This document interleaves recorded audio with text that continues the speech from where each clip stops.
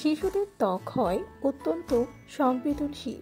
শীতে শুষ্ক হয়ে দেখা দিতে পারে নানান ধরনের জটিলতা।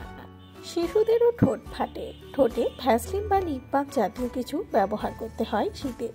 হাত পাও ফাটে। হাত এবং পায়ে লোশন বা অলিভ অয়েল ব্যবহার করতে হয়। মাথায় তেল দেওয়া উচিত নয়, এতে মাথার ত্বক ভেজা থাকে, যার ফলে ঠান্ডা লেগে যেতে পারে।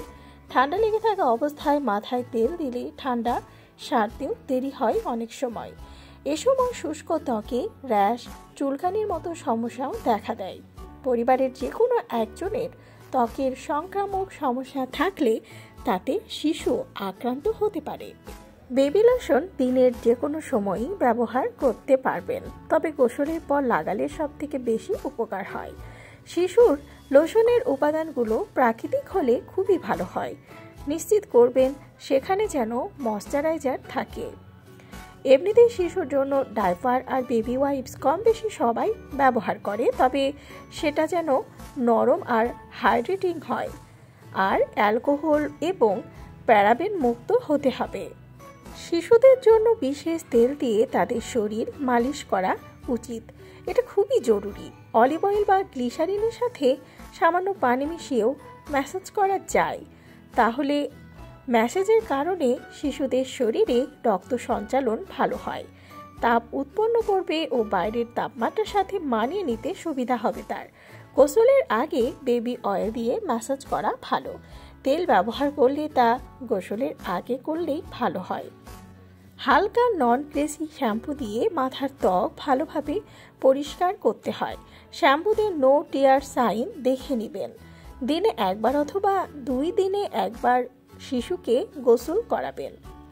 কুসুম গরম পানি দিয়ে গোসল করাবেন। যেদিন গোসল করাবেন না সেদিন হালকা গরম পানিতে নরম কাপড় ভিজিয়ে সারা শরীর মুছে দেবেন।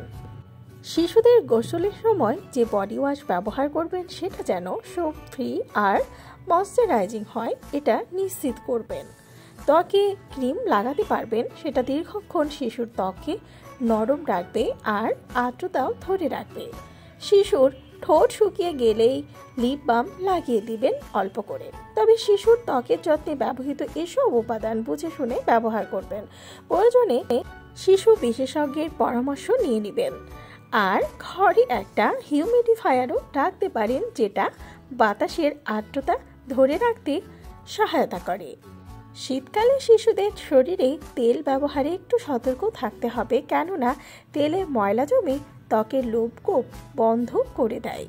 শীতে শিশুকে নরম কাপড় পরিয়ে রাখবেন। পায়েও কাপড়ের জুতা এবং মাথায় টুপি পরাবেন। উলের জামা কাপড়ে ধুলা ময়লা লেগে কোল্ড অ্যালার্জিরও সৃষ্টি হতে পারে, তাই তা ভালোভাবে ধুয়ে শুকিয়ে পরাবেন।